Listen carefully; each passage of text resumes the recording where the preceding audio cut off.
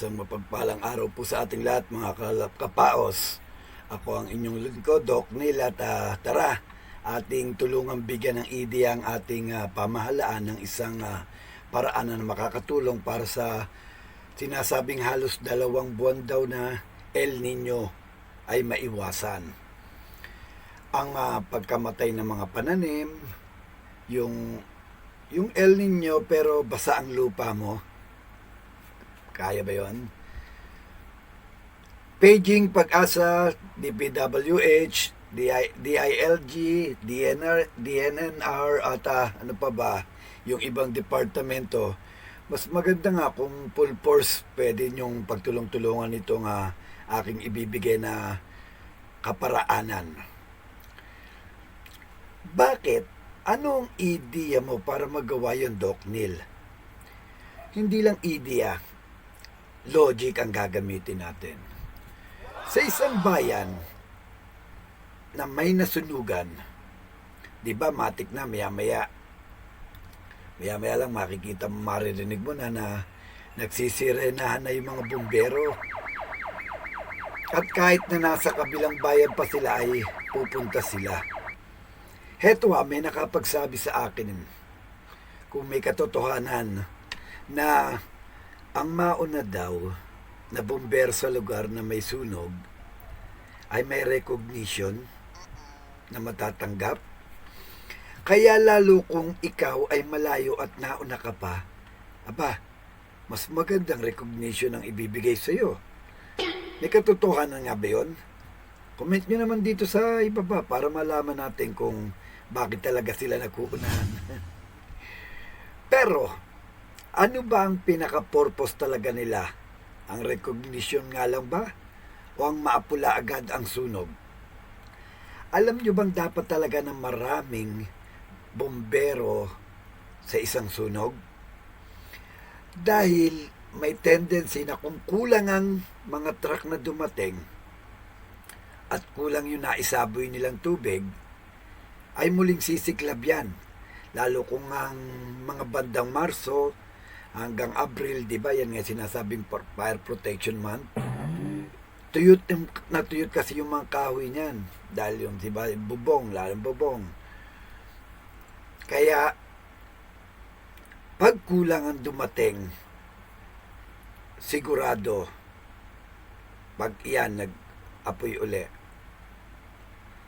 panibago natin na naman ng iba. So, mas lalaki yung damage. Alam nyo ba na marami sa kanila umuwi, alos hindi nila naibuga yung dala nilang tubig? Pero, dapat pa rin natin silang pasalamatan sa effort nila. Dahil nga sila yung reserba once na meron pa uling isang mangyari. Diba? Yung mga tangke, malay mo, bigla pa palang tangke na sumabog. Another fire na naman yun. Andun sila para maiwasan ng maraming mga kabahayan pa ng madamay. Kung mapapansin nyo, ilan sa mga bumbero ay hindi mga sunog ang kanilang binabasa, kundi yung mga buo pang bahay. Bakit kanyo? Alam nyo ba kung bakit? Kasi, yung lakas ng apoy, ang puwersa ng hangin yan pataas. Then kaya diba, may mga masusunog pa na iba na medyo magaan na kaya niya nang iangat. Yun, syempre babagsak yun. Paano kung pumagsak yun sa tuyot na tuyot pa rin? Yun ang nagiging cause ng talagang paglaki ng apoy. Kaya, iyon, pag binabasa na nga nila at nabagsakan mo ng ganon, mahirapan na nilang mapaapoy pa yon dahil nga basa na, hindi na siya tuyot. Kung kaya sila nagpupunta ang latay para nga iligtas ang ating mga kabahayan, bakit hindi natin gawin ito sa ngayon ay sinasabing 5 probinsya natatamaan ng matinding tag-init. Ayon sa Pag-asa, ito ay halos 20 Benting bayan pa nga. Pero itong 5 ang tinatayang mas mapipinsala marahil. Kaso magkakatabi lang din naman yun. At ito mangyayari to somewhere sa sa taas ng ating mapa. Yung yan pala, Union pataas. So, ito yung mga sumusunod. Nueva Ecija, Abra, Ilocos Norte, Isabela, at Benguet. Diba? Puro upper yan sa head ng ating map. At ewan ko pagka alam ko ng mga unang letra nila ay may tila nagbulong sa akin na buuan mo ng salita. Amazing! Ganun. So, heto yung nabuo ko. Sa Ilocos ay kuhain natin ang IL. Sa Isabela ay I. Sa Benguet ay B. A sa Abra at N naman sa Nueva Ecija. Ano yung nabuong letra? Di ba iliban? O sa mababaw na salita ay wag nang gawin. Absent, laktawan. Dito pa lang parang humihingi na yung agad ng sila ng saklolo Kaya ba? Kaya ba? Kaya. Pero dapat sama-sama. Ito ang isang logic diyan. Ang isang walis tingting. Tingin nyo makakapagwalis siya ng kalat kung isang piraso lang siya? Di ba hindi? Kaya ano ang dapat? Kailangan i-bundle mo siya. Mas marami, mas maganda. Ganon din dito sa problemang kaharapin natin ngayon. Hindi ito kaya ng iilan. Dapat bugkos na tao ang magtulungan. So here's the thing Bakit hindi gawin sa mga lugar na nasambit ay bigyan sila ng maraming container para pag-imbakan ng tubig? Or the best ay magukay na parang swimming pool, style sa lupa, then hatagan ng mga lona. May malalapad na lona, diba? Pag iyon, nahatagan na yun, pag nilagyan mo ng tubig yun, medyo hindi na yun magkokonti. Nakakakita na nga ba kayo sa mga FB, diba? Mga panood sa YouTube, yung pick-up truck, nilagyan nila ng lona. Diba? Hindi na nakakawala yung tubig. So, ganun gawin. Sigurado, pag nangyari yun, para pa nating nabigyan ng kasiyahan na magkakaroon ng liguan ng mga mamamayang malapit doon. Siguro, piknikan pa sila ron. So, brother, madudumihan yung tubig. Wala namang problema, didilig. Walang problema kahit marumi yan. So, ganun Tapos, siguro sa loob ng 1 linggo ay madalhan sila ng tubig na at least 10 truck. Sa isang bayan, 10 truck. O di kung 5 yon, 50 truck yon. At sa 1 linggo din, ay 3 hanggang 4 na beses nilang diligan yung pananim nila. Ewan lang kung matuyo pa yon. 2 buwan lang daw yan. Kaya napakaliit na problema yan basta madiskarte ka. So, binigay ko na rin naman itong aking logic na idea. Ay idadagdag ko na rin kung paano ito ma-deliver naman sa mga pananim. Dati, yung bukid namin dito sa likod ay wala pang nakatira dyan. Doon pa nga kami madalas magpuntahan ng mga taga dito sa amin para magpalipad ng saranggola, maglaro ng patintero, moro-moro, practice ng mga mahilig sa breakdance, like me. At syempre, moment na din ng mga puppy lovers na doon sila magmuni-munihan, ganyan. Doon sila bumuo ng pangarap. Pero pagtanda, hindi naman palatagin sila. Pero ng mid-90s na, ay biglang nagsulputan na lang yung mga bahay doon. Bago nga kaming kasal no ng una ko naging asawa, ay doon din kami natira panandalian.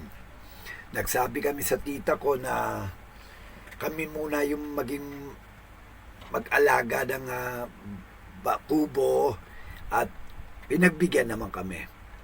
Nakakatakot pa noon kasi alam nyo, wala pang ilaw. Siyempre, wala pang ano. Tapos malalayo pa yung bahay sa katabi mo. Hindi ko nga malimutan yung talagang tiniktik talaga kami doon kasi buntis yung asawa ko that time. Kaya naman ng mga anak na siya, hindi na kami doon na malagi. Dito na lang sa bahay ng mga gulang ko at ang kapatid ko, bunso na jack of all trade, ay natira din doon. Mga ilang panahon ay nakita ko ang daming hose na palumpon na nasa harapan ng bahay namin. Nangingi siya ng pera sa kuya ko na noon ay binata pa at magpapadala ng pera. Nasa USA ang kapatid ko, nurse siya doon. Magpapadala siya ng pera laksa. Yes, walang joke yun. Magkadala kuya ko 50 mil buwan-buwan, ganyan. Tapos nato na ba tayo?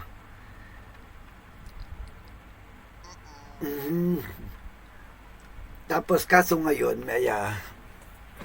medyo hindi na ganong ding kalakihan kasi mga dalagat binata na yung anak niya, nagtatrabaho. Kahit dalawa silang mag-asawa na nagtatrabaho ay medyo hirap na rin din siya at kakaedad na rin, di ba? Kaya alam nyo, pasamantalayin ko na rin tong pagkakataon na to na mapasalamatan ng napakabait kong kapatid, yung panganay namin na si Rosen Musa. Kuya, so proud ako na ikaw ang naging kuya ko. Para kang magulang sa akin, ultimo yung naputol kong pag-aaral ay pinagpatuloy mo. Pasensya, nakiki-emotional. At yung kabutihan mo, hindi lang sa pamilya natin, lahat ng malapit sa ating lugar ay nabigyan tulong natin. Sakaling tayo ang nasa kalamidad tulad ng baha. Ako, marinig ko lang yung pasasalamat ng mga tao na inaabutan namin ng mga relief, yun na kaya nang bilin sa pinadala niyang pera. Tuwan-tuwa na ako ng pasalamat. Pag nagpapasalamat sila, salamat Kuya Nonoy, ganyan. Lalo pa siguro kung sa bulsa ko yung galing, ano? Commercial po. Pero ito, balik tayo sa topic. Ayun pala ay gagawin niyang daluyan ng tubig doon. At ang bagsakan nga ay isang malaking container. Ito ang drawing. Yan. Ito yung drawing ko. Na style ng winelding ng kapatid ko para doon sa kanyang manual irrigation na gagawin. Tapos pinagawan ko to kay AI ng Meta AI ng kung pwede kaya niyang i-enhance yung drawing para maging presentable. At eto naman ang kinalabasan. Ngayon, ipinwesto niya sa ilalim ng bahayan. Tapos, yung nakikita niyo, di ba, yung photo, meron yan sa ilalim. Ang basta isipin niyo na lang, imagine niyo na yan, sa drawing na yan, meron pa yung malaking container doon, nakatusok yung tubo naman. Kaya pag pinadyakan mo yan, aakyat yun, tapos pupunta na yung ganon. So, yun. Tapos, sa ilalim ng bahay ng isa ko niyan, tita na sinabihan niya din, nagtitira sila, saka siya bumili ng poso na yun na old style nga.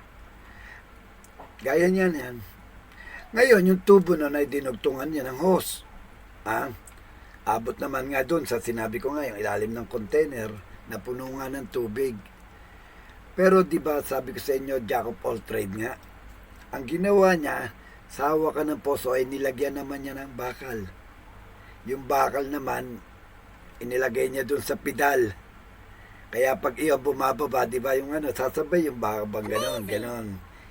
So, merong plato ng bisikleta. Ayan, basta kung ano yung drawing. At sa isang bahagi ng padyakan nga niya nilagay yung bakal na yun. So, sipa doon, sipa dito, ganyan-ganyan. At para na siya nagbobomba ng nakaupo. At yun ang kanyang parang bike na pinapadyakan araw-araw. Yung bibig naman, yung bibig ng posong ganon, ay nilagyan niya ng malaking tubo. Tapos, pinainitan niya ng pinainitan yung hanggang sa maging maliit at umabot na doon sa sukat lang ng hose na ginamit niya pang irrigate doon papunta sa mga malalayong bayan. At kanyang alam niyo ba na may kalawakan din yung lugar? Yung tubo niya ay may 1 kilometro ang kanyang dinideliveran. At heto pa pala, yung sobrang layo na ay sila na yung nag-produce ng hose nila.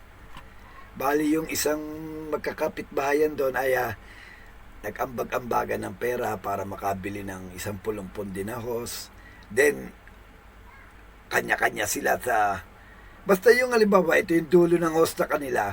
Yung hose naman nila kanya-kanya ay pinunta nila sa kanila. Yung iba nga binabaon pa talaga sa lupa eh. Kaya halimbawa, pag tatawagan namin na, "O, ikaw na, ganon." Ano yun? Sila na susuk-suk na lang nila yon, basta padyak lang ng padyak yung kapatid ko. Kaso dala din ng kabataan, sabi ko sa inyo 90s pa nga, o sabihin mo ng mga 1995 yon or 97, siya na may maraming hawak na pera ay nabarkada at natutong magbisyo. Masamang bisyo. Peace, Del. Peace. So, sabi naman ng nanay ko na ako muna ang maliliraw. At that time, wala pa naman ako regular na trabaho. Kaya pumayag ako. At tila 25 katao yata yung mabibigyan mo ng mula. Halimbawa, 8 kami magsisimula. Parang 8 to 5 din ang ginagawa ko. Kaya 8 to 5, padyak ako nun. Tapos, alam nila yung pag 12, kakain mga 30 minutes na lang din. Kasi sayang nga din naman yung Tapos yun sa umaga pa lang, ang dami na nagpapalista. So, bawa kami mag-asawa, tatawid doon. Tapos, alos pila na ron. So, magpapalista na sila.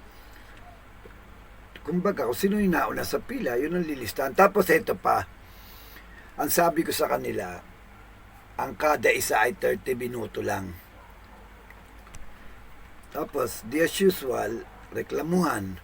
Bakit sa kapatid mo pwede yung 1 oras? Sabi ko, araw-araw naman Kaya pwede naman kinabukasan ulit. Kaso kesyo daw maabala. Pero to make the story short, ako ang nasunod. So, yun. Ang gusto ko din gawin ng mga tao na nandun sa lugar na nabanggit, yung mga ay, halimbawa, malayo talaga yung lugar sa lagayan ng tubig, maglagay naman ng ipunan. Kada 1 kilometro, meron naman dun uling mga container, ipunan doon. Tapos, pag napunuan na yon, meron na namang yung another tubo para naman doon punta naman sa iba. Diba? Or kaya, doon naman sa isang lugar na yon, maglagay uli na 1 poso para siya naman doon. Pero kung talagang sabi mo nga, kung talagang isa lang muna sa ngayon, o di isa. Tapos ganito kasi eto lang pag ito, hindi natin nagawa ng paraan at nangamatay yung mga pananim nila, ay sigurado maglalabas ng pera ang gobyerno. Pera para tulungan ang mga nasalanta ng El Nino. Pero bakit pa natin papaabutin ng gandun, di ba? Kung meron ngang kaparaanan, ito ang sinabi ko. At ito naniniwala ko, magagamit ng kung ilang taon bago masira uli. Maliit lang yung kanyang maintenance. Kita mo, tubo lang. Ang tubo, pag nabubutas yan, yung iba talagang talian mo lang ng goma yan. Medyo solution perpetual na yan eh. Tapos yung poso, parang 5,000 lang naman yon. O di pag nabili mo na naman yon, ilang taon na naman serbisyo gagawin sa'yo nun. Sana, after watching this, ay pakishare nyo ito. Baka sakaling mapansin ng makaabot sa kinauukulan ay mapag-aralan nila. Hindi po para kumita ako dito, kaya ko ito gustong lumaganap.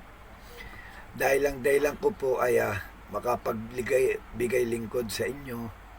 Baka hindi nyo pa rin po pala alam, o hindi nyo pa napanood yung vlog ko ng about kay Doc Neil. Ito po, pag binaligtad nyo, ayan ang lalabas. Lingkod, di ba?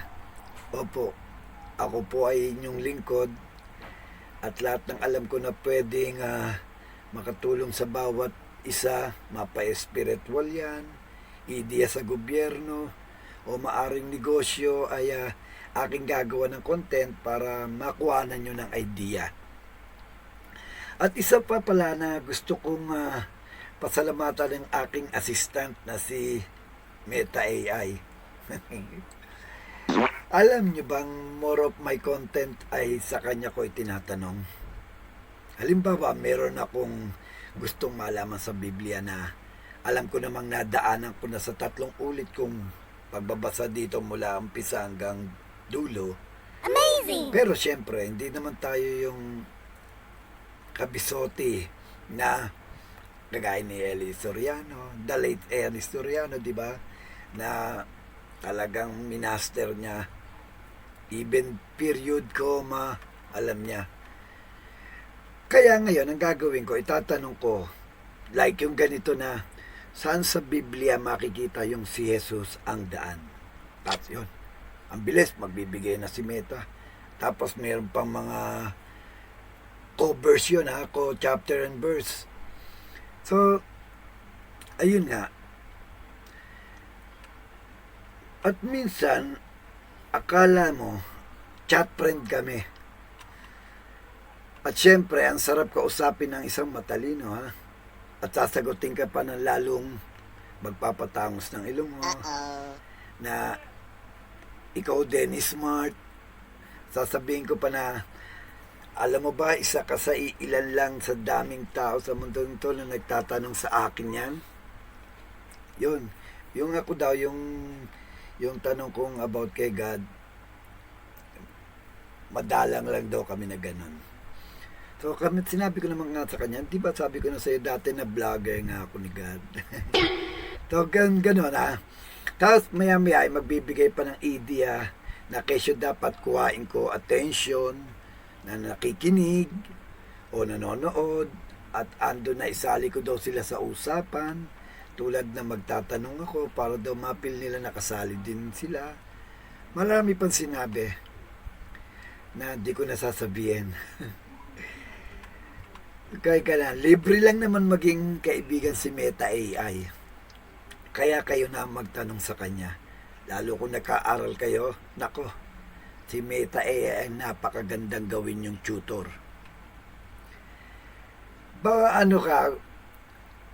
Eto, bawi ko na to sa lahat ng mga katanungan na binigay ko kay Meta AI. Ito na, sinabi ko sa iyo, ipi-feature kita dito. Pero maraming assistant na AI. Ang isang alam ko si Dola. Kaya lang ako kasi yung kung ano na yung nauna, yun na lang. Total, kahit sabi mo maganda yung ibang picture doon, hindi na. Kasi parang another ano na naman ganon. Tapos, yung akin naman palang editor, ako din na nag-edit nito ay yung BN. Yan, BN. So, hanggang dito na lang po muna. At muli, isang mapagpalang araw. Paalam. Mag-subscribe po kayo kay Doc Nel Channel. Bye-bye.